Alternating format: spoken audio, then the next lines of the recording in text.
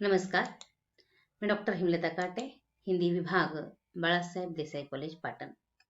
आज हम देखेंगे फणीश्वरनाथ रेणु लिखित रसप्रिया कहानी। रसप्रिया कहानी मृदंग बजाने वाले एक कलाकार के जीवन पर आधारित है। प्रस्तुत कहानी में फणीश्वरनाथ रेणु जी ने मृदंग बजाने वाले मृदंगिया के व्यथा को चित्रित किया है। मूलतः यह कहानी का कथ्य जब हम देखते हैं तो हमें पता चलता है कि फणीश्वरनाथ रेणु जी ने इस कहानी के माध्यम से मृदंगिया अर्थात मृदंग बजाने वाले कलाकार के व्यथा को प्रस्तुत करने के साथ साथ उसके पछतावे को भी प्रस्तुत किया है। उसकी एक प्रेम प्रेम कहानी है, अतः मृदंगिया के पछतावे की कहानी, व्यथा की कहानी, एक मृदंग बजाने वाले कलाकार की कहानी रसप्रिया कहानी में किस प्रकार है, आज हम देख लेंगे। रसप्रिया फणीश्वरनाथ रेणु लिखित कहानी। इस कहानी के कथ्य की ओर आने से पहले इस कहानी के पात्र, यह कहानी हमने बताया है मृदंग बजाने वाले एक कलाकार के जीवन पर आधारित है। अतः इस कहानी का प्रमुख पात्र है पंचकौड़ी मृदंगिया। पंचकौड़ी मृदंगिया, जिसे रमपतिया अर्थात मृदंगिया की प्रेमिका पांचू कहती है। ध्यान में रखिए, रमपतिया उसे पांचू कहती है। दूसरा पात्र है मोहना छौंडा। मोहना छौंडा जो रमपतिया का बेटा है। और तीसरा प्रमुख पात्र है रमपतिया। रमपतिया और पंचकौड़ी मृदंगिया की कथा किस प्रकार बनती है और बिगड़ती है, इसकी यह कहानी है। इसलिए मृदंगिया के मन में थोड़ा पछतावा है। किस प्रकार हम इसके कथ्य में देख लेंगे। गौण पात्र इस कहानी के, एक चरवाह करमू नामोल्लेख है। शोभा मिसर का छोटा लड़का जिसने मृदंगिया को उकसाया था, या उसकी वह जो भीख मांगता है उस पर उसने टीका टिप्पणी की थी। कमलपुर के नंद बाबू, जोधन गुरु और अजोधा दास। जोधन गुरु रमपतिया के पिताजी है, अजोधा दास रमपतिया के पति है, और मोहना छौंडा रमपतिया का बेटा है। और मृदंगिया के साथ रमपतिया का संबंध किस प्रकार आया, इसकी यह कहानी है। अतः रसप्रिया इस कहानी की कथा वस्तु या कथ्य हम इस प्रकार देख सकते हैं। रसप्रिया फणीश्वरनाथ रेणु लिखित एक ऐसी कहानी है जो मृदंग बजाने वाले कलाकार अर्थात पंचकौड़ी मृदंगिया के स्वाभिमान तथा उसके व्यथा को प्रस्तुत करती है। साथ ही साथ मृदंगिया के पछतावे को भी प्रस्तुत करती है। पंचकौड़ी मृदंगिया की मंडली ने रसप्रिया को जनप्रिय बना दिया था। अब रसप्रिया क्या है, ये पहले समझ लेंगे। रसप्रिया रसप्रिया एक कृति है जो विद्यापति के पदावली पर लिखी गई है। और किसने लिखी है? सहरसा से जोगेंद्र झा ने। सहरसा से जोगेंद्र झा ने विद्यापति के 12 पदों की रचना रसप्रिया नाम से छपवाई थी, जिसे मृदंगिया के मंडली ने गांव गांव पहुंचाया था। अतः इस रसप्रिया को उन्होंने जनप्रिय बना दिया था। यह रसप्रिया सहरसा के साथ पूर्णिया जिले में भी काफी प्रसिद्ध हो गई थी। 15-20 साल पहले इस मंडली को किसी भी समारोह में रसप्रिया गाने के लिए बुलाया जाता था। अतः मृदंगिया को हर कोई जानता है, हर गांव का व्यक्ति जानता है, क्योंकि उसने रसप्रिया को जनप्रिय बनाने के लिए जो प्रयास किया था हर कोई जानता है। वह अधपगला है और गांव के बड़े बूढ़े यह कहते थे कि अरे पंचकौड़ी मृदंगिया का एक अपना जमाना था, यानी उन्होंने रसप्रिया को जनप्रिय बनाने के लिए उनकी मंडली ने उसे गा कर गांव गांव तक पहुंचाया था, उसे प्रसिद्धि दिलाई थी। इसलिए एक जमाने में मृदंगिया का नाम था, वह मृदुंग बजाकर विद्यापति के पद, रसप्रिया के पद गाता था।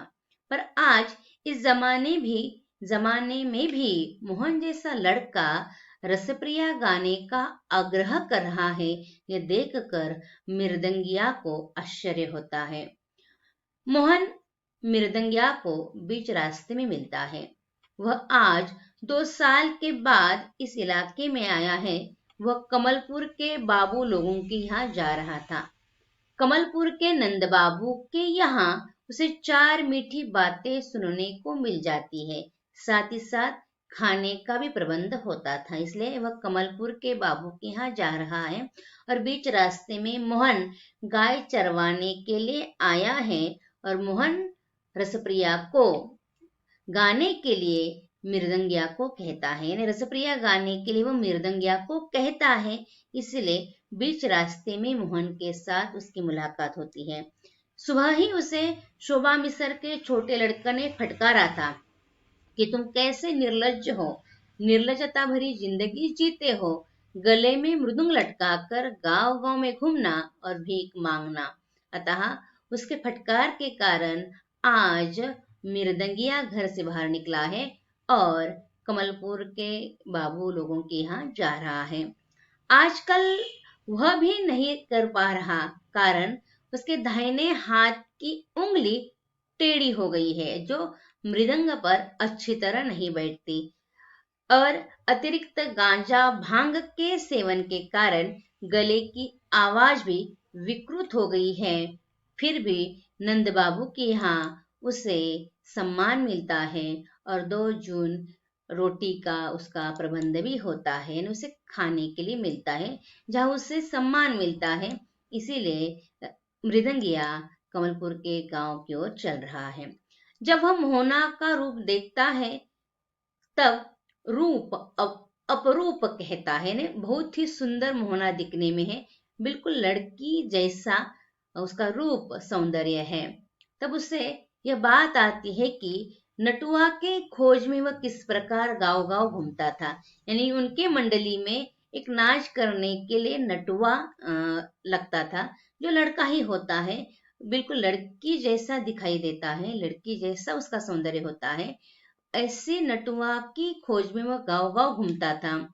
पंचकौड़ी ये जो है मृदंगिया, उसने मुलगेन की भी भूमिका निभाई है, यानी गायिका, मुलगेन एक गायक, वह गाना भी गाता था और वह मृदंग भी बजाया करता था, यानी मृदंगिया भी है। वही एहसास उसे मोहन को देखकर हो रहा था। मोहन उसे रसप्रिया गाने के लिए कहता है, वही बजाते समय उसकी उंगली टेढ़ी हो गई है।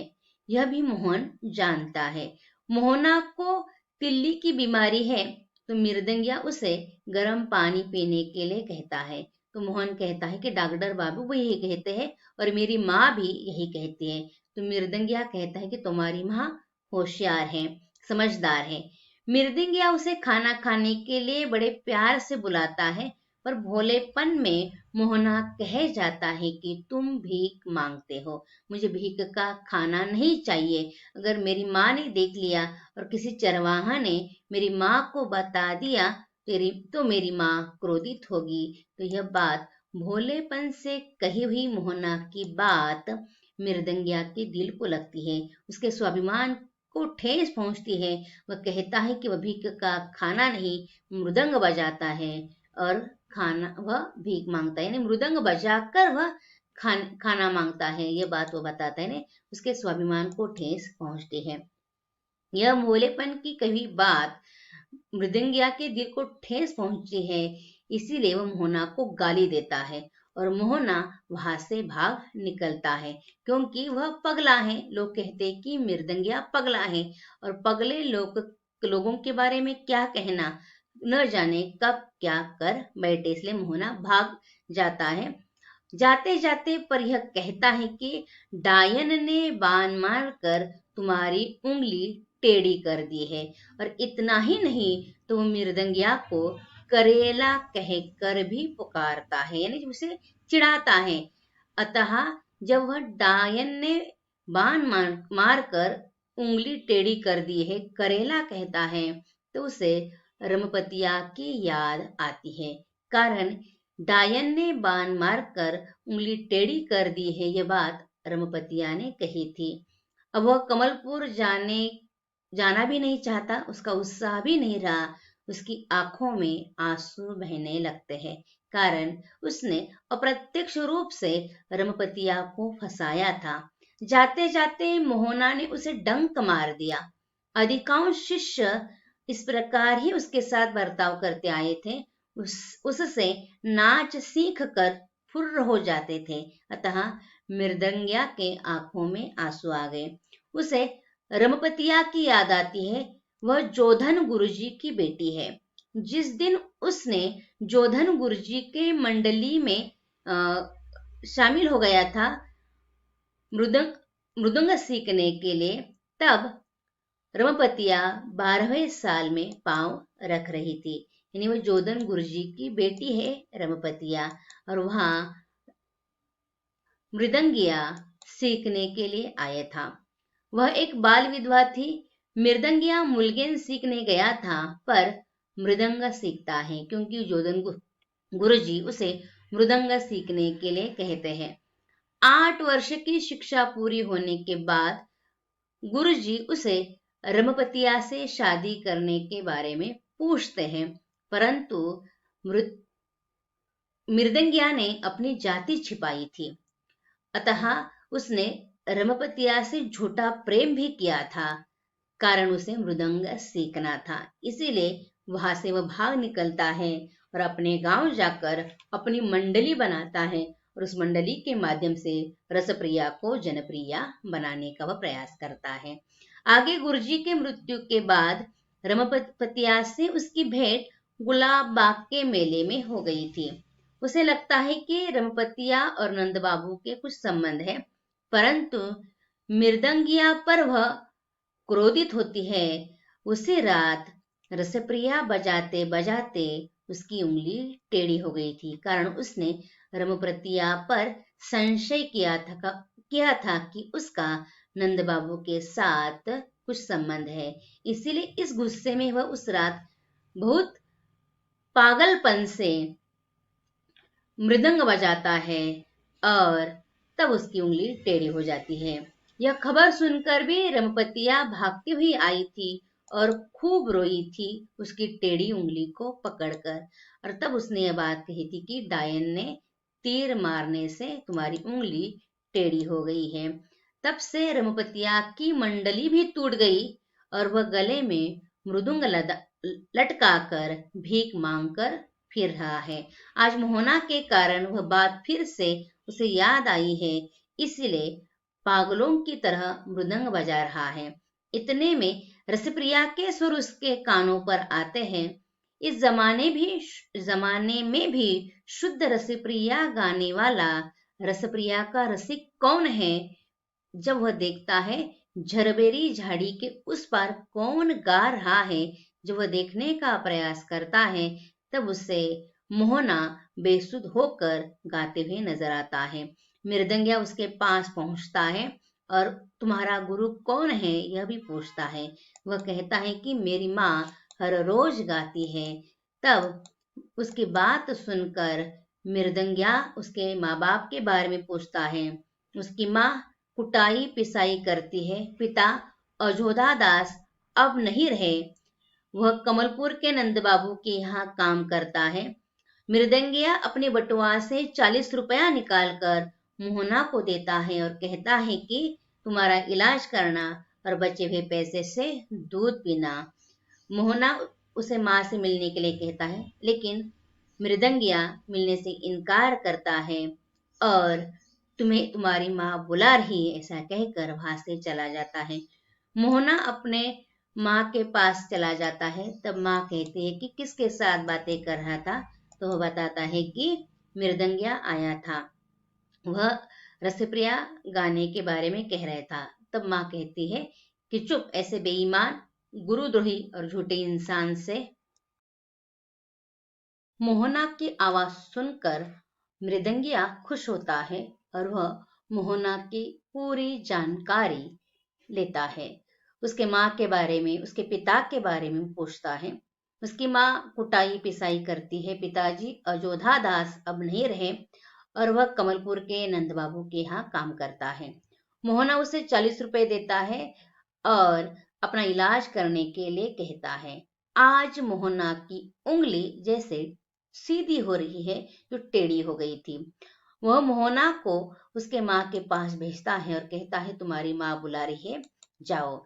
जब मोहना माँ के पास पहुंचता है, तब माँ पूछती है कौन मृदंग बजा रहा था। तब वह माँ को बताता है कि मृदंगिया आया है, रसप्रिया गाने की बात कर रहा था। तब माँ उसे डांटती है, ऐसे बेईमान, गुरुद्रोही, झूठे इंसान से संगत नहीं करनी, रसप्रिया का नाम कभी भी नहीं लेना। इस प्रकार वह उसे अपनी डांटती है और आगे चलने के लिए कहती है। थोड़ा आगे जाने के बाद फिर से वो पूछती है, रमपतिया अपने बेटे से पूछती है कि मृदंगिया और क्या कह रहा था। तो मोहन कहता है, वह कह रहा था, तुम्हारे जैसा गुणवान बेटा पाकर तुम्हारी माँ महारानी हो गई है। मैं महाभिकारी ही रह गया हूँ, महाभिकारी द्वारी हूँ। निवर महाभिकारी रह गया और उसकी माँ आज महारानी हो गई है। कारण मोहना के गले में एक अलग प्रकार की रसप्रिया है, उसे लगता है। इसी कारण मृदंगिया को लगता है कि आज उसकी उंगली सीधी हो रही है। वह कहती है, झूठा है, ऐसे लोगों की संगत मत करना।